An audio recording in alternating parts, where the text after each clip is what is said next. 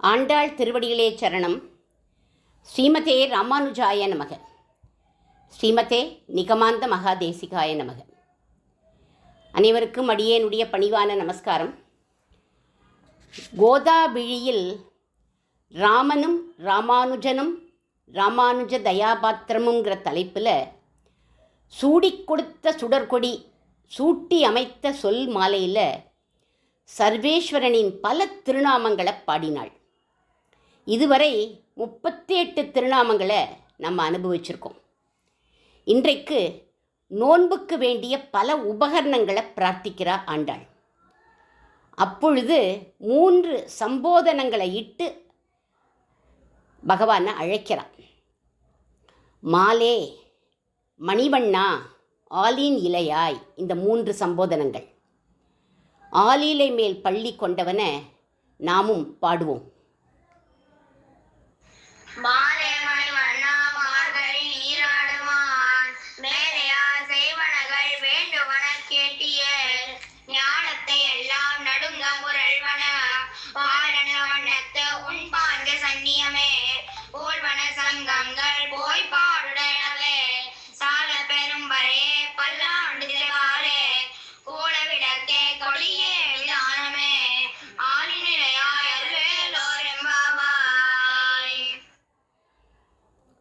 முதல் சம்போதனம் மாலே. மாலேன்னா அடியவர்கள் இடத்துல, பக்தர்கள் இடத்துல அதீத பிரேமை கொண்டவன்னு அர்த்தம். ஒருத்தர் மேலே அன்பு நம்ம வச்சுருக்கோம் அப்படின்னா அவ பண்ணுற தப்பு தெரியும். ஆனால் இந்த மால் அப்படிங்கிறதுல அந்த தப்பே தெரியாது. அதனால ஆண்டாள் சொல்கிறா, மாலாய் பிறந்த நம்பியை மாலே செய்யும் மணாளனைன்னு அவளே சொல்கிறா. இவனுடைய அன்பு பரவி பரவி பரவி அடியார்கள் மனதையும் ஆக்கிரமிச்சிடும். அவர்களும் மால்தனத்தோட மாறி போயிடுவாளாம், அடியார்களும் பக்தர்களும். உலகோரை பொறுத்தவரை அந்த பக்தர்களை என்னன்னு சொல்லுவான்னா பித்தன் அப்படின்னு சொல்லுவா, பித்தர் அப்படின்னு சொல்லுவா. ரங்கநாதனுமே பித்தன் அப்படின்னு பாடுறார் தொண்டரடி பொடியாழ்வார் ஒரு பாசுரத்தில். மொய்த்த வல்வினையுள் நின்று 3 எழுத்து உடைய பேரால் கத்திர பந்துமன்றே பராங்கதி கண்டு கொண்டான். இத்தனை அடியரானார்க்கு இறங்கும் நம் அரங்கனாய பித்தனை பெற்று வந்தோ பிறவியுள் பிணங்குமாறே. அவர் சொல்கிறார், இதில் இந்த ரங்கன் பக்தர்கள் பேரில் பித்தனாக இருக்கானே, இப்பேற்பட்ட பித்தன் கிடைச்சும் சம்சார பந்தத்தில் ஏன் மாட்டின்ட்டு தவிக்கிறேள் அப்படின்னு கேட்குறார் ஆழ்வார் நம்மளெல்லாம் பார்த்து. இவனோட 3 எழுத்தை சொன்னான் சத்திரபந்து அப்படிங்கிற ஒரு அதமன். கோவிந்தா அப்படின்னு சொன்னான், நல்ல கதியை அடைஞ்சுட்டான். அதனால ஆண்டாள் சொல்கிறா, மால் ஆகிற தன்மையை எல்லோருக்கும் அளிக்கக்கூடிய மால் நீ. அதனால அந்த தன்மையை கொண்டு எங்களுக்கு நோன்புக்கு வேண்டிய உபகரணங்களை அதே மால்தனத்தோட கொடு கண்ணா அப்படிங்கிறார். ஏன்னா அந்த ஒவ்வொன்றிலும் அந்த அன்பு நிறைஞ்சு இருக்குங்கிறா ஆண்டாள். அதனால தான் உன்னை மாலேன்னு அழைச்சி நாங்கள் கேட்குறோம், கொடு கண்ணா, கொடு கிருஷ்ணா அப்படின்னு அழகாக கேட்குறா ஆண்டாள். உடனே பகவான் சொல்கிறான், என்னென்ன உபகரணங்கள் உங்களுக்கு வேணும் சொல்லுங்கோ அப்படின்னா, பாஞ்சஜன்யம் போல சங்கங்கள் வேணும், பறை வேணும், பல்லாண்டு இசைப்பவர் வேணும், கோல விளக்கு, கொடி, விதானம். இத்தனையும் எங்கள் 5 லட்சம் கோடி பெண்களுக்கும் ஒவ்வொன்று வேணும் அப்படின்னா. கண்ணன் மூக்கு மேலே விரலை வச்சுட்டு சொல்கிறான், உன்னையே அறுத்தித்து வந்தோம்னு சொல்லிவிட்டு இத்தனை கேட்குறீளே, ரொம்ப சாமர்த்தியம்தான், நீங்கள்லாம் ரொம்ப சாமர்த்தியசாலிகள் தான். அதுவும் ஒவ்வொருத்தருக்கும் வேணும்னு வேற கேட்குறீளே, நான் எப்படி அத்தனையும் கொடுக்க முடியும், என்னால் அத்தனை பேருக்கும் கொடுக்க முடியாது அப்படின்னு விட்டான். உடனே சொல்கிறா, நீ யாருப்பா, சாதாரணமானவனா? ஆல் இலையில் துயில் கொள்ளும் பாலகனாச்சே. ஆலின் இலையாயின்னு சம்போதனமிட்டு அழைச்சா. ஆலமா மரத்தின் இலைமேல் ஒரு பாலகனாய் ஞாலமேழும் உண்ட வடபத்திரசாயி அல்லவோ நீ அப்படிங்கிறா கண்ணனை பார்த்து.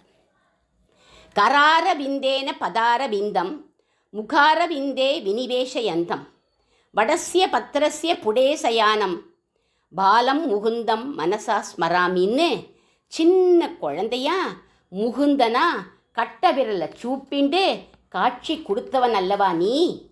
அந்த இளம் தளிர் ஒன்றை தாங்கித்தா இல்லை நீ அதை தாங்கினியான்னு கேட்டா, அந்த தளிரையும் தாங்கின அகடிதகடனா சாமர்த்தியம் உடையவன் அல்லவா நீ? அந்த சமயம் மார்க்கண்டேய மகரிஷிக்கு அனுகிரகம் பண்ணின.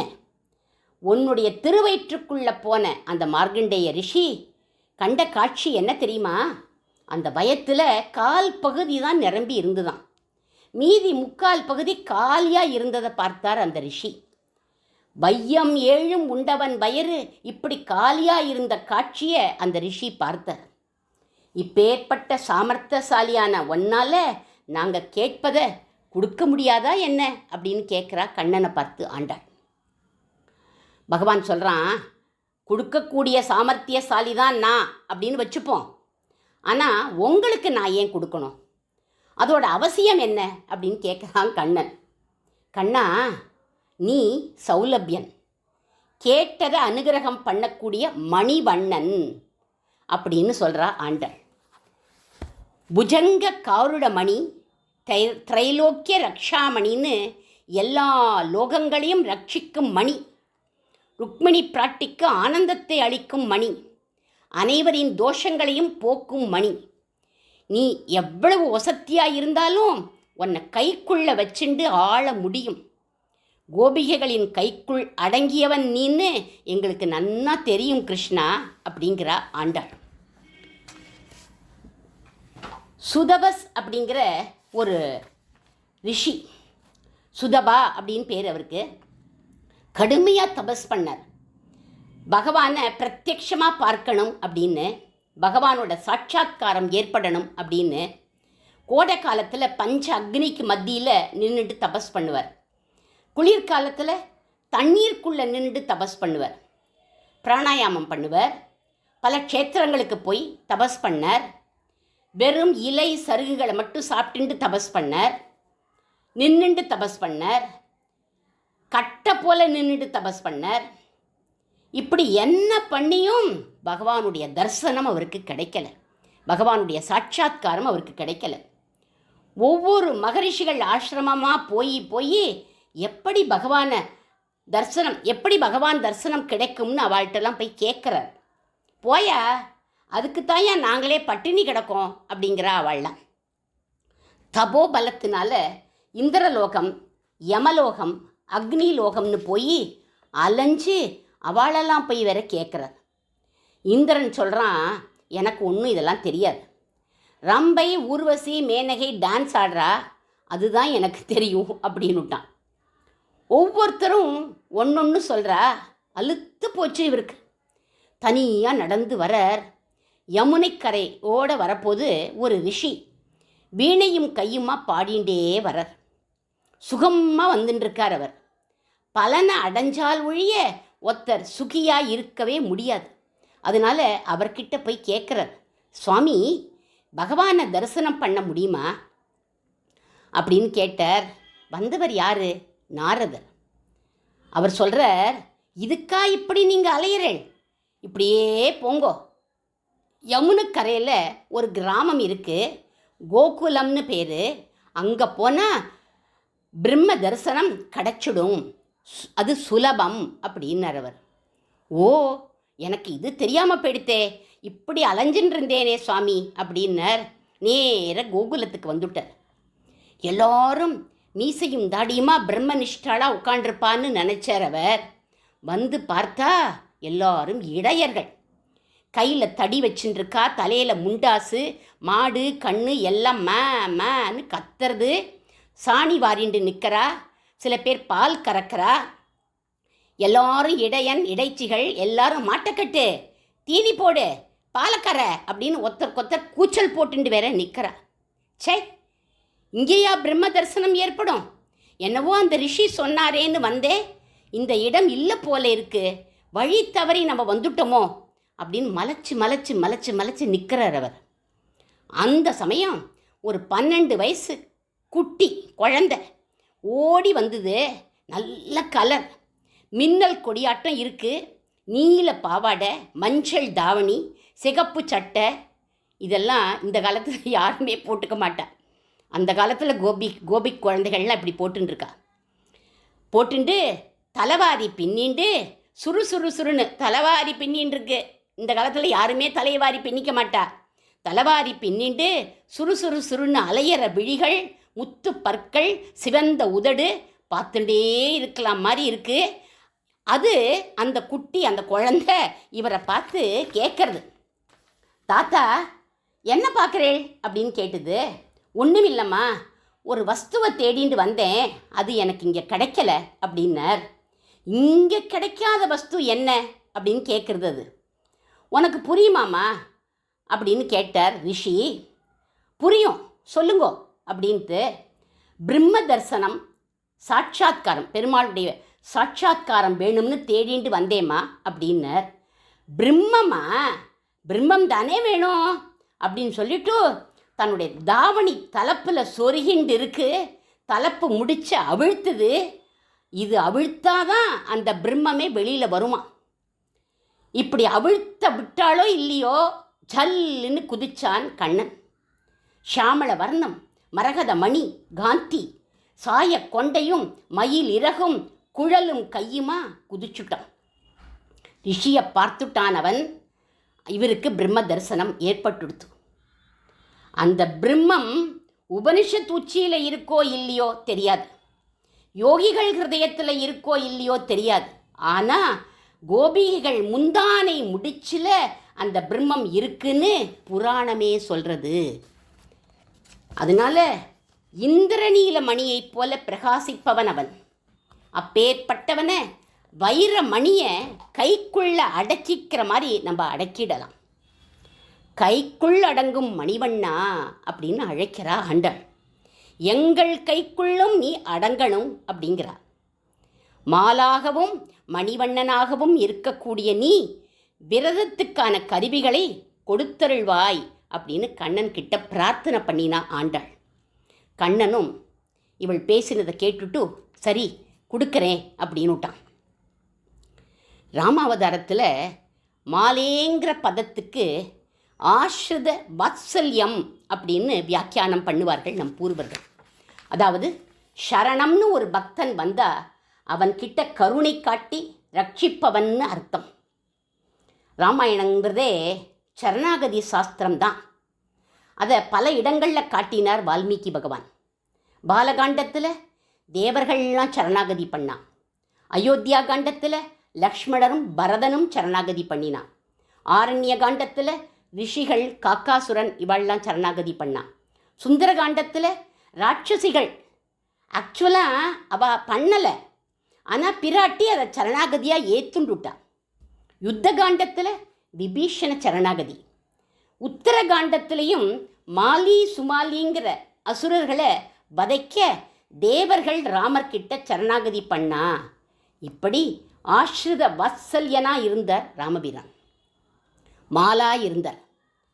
அடுத்தது மணியை போன்ற வர்ணத்தை உடையவர் ராமபிரான்னு கம்பர் சொல்கிறார் ஒரு பாசுரத்தில். ஏற்கனவே நம்ம இதை பார்த்துருக்கோம். வெய்யோன் ஒளி தன்மேனியில் விரி ஜோதியில் மறைய பொய்யோ எனும் இடையாளோடும் இளையானோடும் போனான். அது பொய்யோ மரகதமோ மணிக்கடலோ மழைமுகிலோ, அது பச்சையா நீலமா மேகத்தோத்த நிறமா, என்ன சொல்கிறதுனே தெரியலையே அப்படிங்கிறார் கம்பர். மாமவர் ரகுராமா மரகதமணி ஷியாமா அப்படின்னு ராமனை மணிவண்ணன்னு பாடுறார் தியாகராஜர். ரத்தனம் எப்படி கைக்குள்ள அடக்கமோ, கோபால ரத்தனம் கோபிகள் கைக்குள்ள அடங்கின மாதிரி ராமனையும் பக்தர்களான சபரியும் குகனும் கைக்குள்ள அடக்கிட்டார்கள். யாரிடத்திலையும் கை நீட்டாத ராமர் சபரி பிரேமையோடு கொடுத்த அந்த பழத்தை வாங்க கை நீட்டுறார். யாருக்கிட்டையுமே கை நீட்டுறதில்லை, அவள்கிட்ட கை நீட்டுறார். ஏன்? பக்தி கனிக்காக கையை நீட்டினார் அவர்.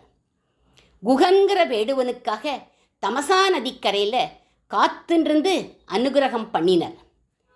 ஆலிலை மேல் பள்ளி கொண்ட ஜகத்காரண பூதனான ராமன் தர்ப சயனத்தில் சேது சமுத்திரக்கரையில் பள்ளி கொண்டு சௌலபியனா இன்னிக்கும் அவன் சேவை சாதிக்கிறான். உலகம் யாவையும் மண் வயிற்றில் அடக்கிய மாயன் அப்படிங்கிறார் கம்பர். இப்படி 3 சம்போதனங்களுக்கும் உரிய எம்பெருமான்களை நாம் இதுவரையிலும் அனுபவித்தோம். இனி ராமானுஜ தயாபாத்திரமான சுவாமி தேசிகரை அனுபவிப்போம். மாலே மணிவண்ணா, சாட்சாத் திருமாலான சீனிவாச பெருமானின் கண்டாவதாரம் சுவாமி வேதாந்த தேசிகர். இதை தேசிக நூற்றந்தாதியில் மணப்பங்கார் சுவாமின் எடுக்கிறார். அந்த பாசுரத்தை பாருங்கோ. தேவர் அசுரர்களும் பேசுடைய வானவரும் மூவுலகில் புண்ணியரும் போற்றி செய்ய மூவுலகுக்கு ஈசன் எழில் வேங்கடக்கோன் ஏறார் திருமணி காசினியை காக்குமே வந்து. திருவேங்கடக்கோன் அவரின் திருமணி குழந்தை தேசிகனாக பிறந்தது அப்படிங்கிறார் அவர். மணிவண்ணனான இவர் கிடைத்தற்கரிய ரத்தனம். ஒரு நல்ல ஆச்சாரியன் கிடைப்பது ரொம்ப துர்லபம். பகவானோட அருள் இருந்தாதான் ஆச்சாரியனே கிடைப்பார். இன்டர்ன் ஆச்சாரியன் கிருபை இருந்தாதான் பகவானும் நமக்கு கிடைப்பார். அடுத்த பதம் மாலே அப்படிங்கிற பதம். மாலே அப்படின்னா அடியார்கள் இடத்துல அதீத பிரேமை கொண்டவன் பகவான்னு அர்த்தம். திருவகீந்திரபுர தெய்வநாயக பெருமாள் சுவாமி தேசிகர் இடத்துல அதீத பிரேமை கொண்டு அவரை இந்த ஊரை விட்டு போகக்கூடாதுன்னு வழி மறிச்சாராம். அந்த நிகழ்ச்சியை சுவாமியுடைய பாதுகா சகசத்தில் ஒரு ஸ்லோகத்தில் அவரே சொல்லியிருக்கார். ராகவஸ்ய சரணௌ பதாவனி பிரேக்ஷிதும் த்வத் அபிஷேகம் ஈஷதுஹு அபிஷேச நிகப்பாண்ட சந்நிதௌ யத் பிரதக்ஷிணகதீர் சனையயௌ. இந்த இடத்துல பாதாவணி அப்படின்னு ஒரு பதம் போட்டிருக்கார். பாதாவணின்னா பாதுகை.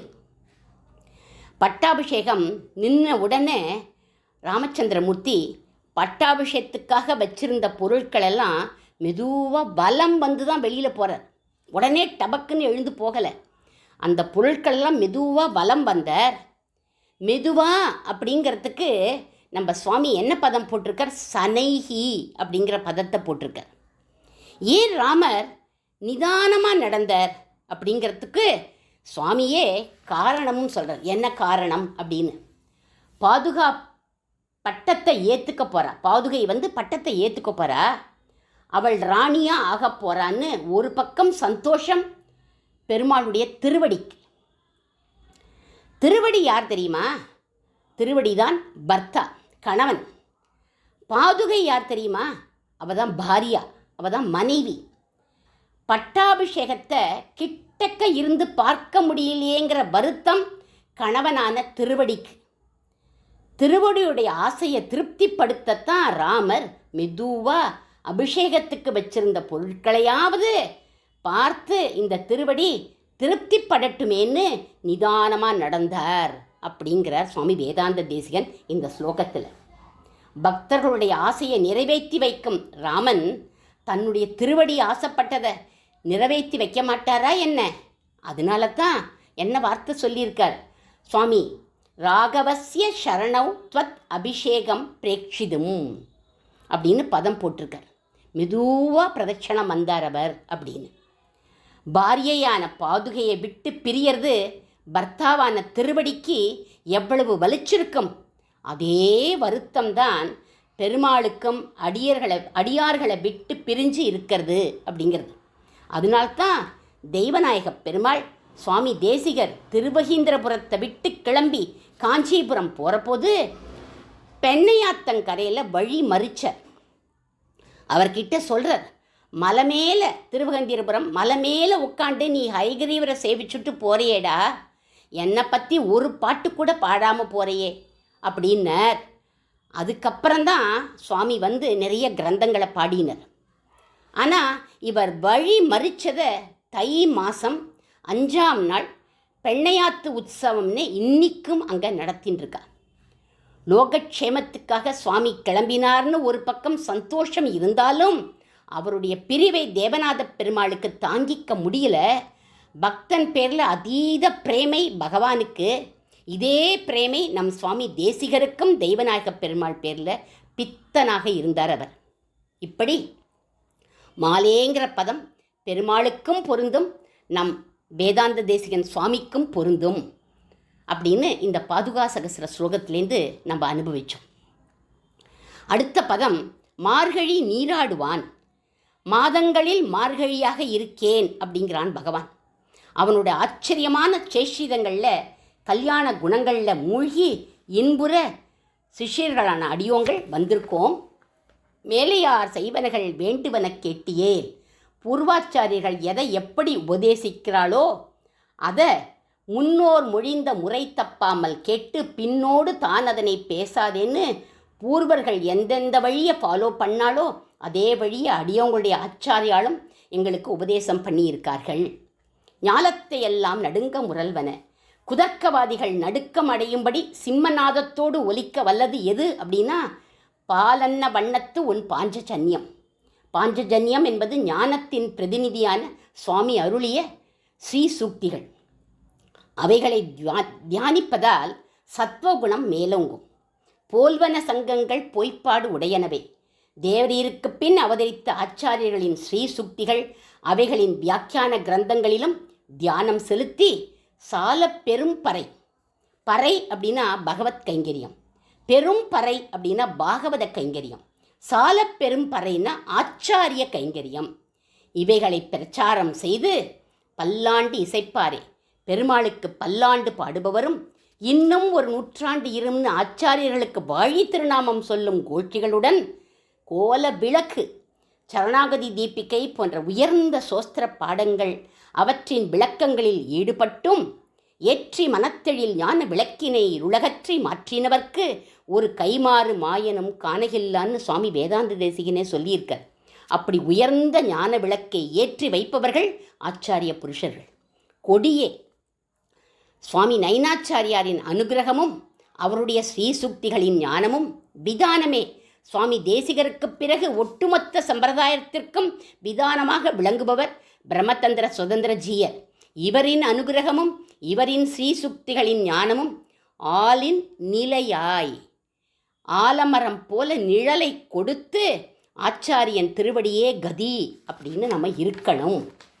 ஆலமரத்தின் விழுதினைப் போலே அனைத்து நிற்கும் உறவு தந்தாயே, வாழைக்கன்று அன்னையின் நிழலில் வாழ்ந்தது போல வாழ வைத்தாயேன்னு ஆச்சாரியனே கதின்னு காண்பித்து கொடுத்த தாங்கள் எங்களுக்கு தங்களின் ஸ்ரீசுக்திகளில் ஞானத்தையும் தியானத்தையும் அருளணும்னு ஒரு சிஷ்யன் பிரார்த்திக்கிறான்னு சொல்லி அமைகிறேன். சுவாமி வேதாந்த தேசிகன் திருவடிகளே சரணம். ஆண்டாள் திருவடிகளே சரணம்.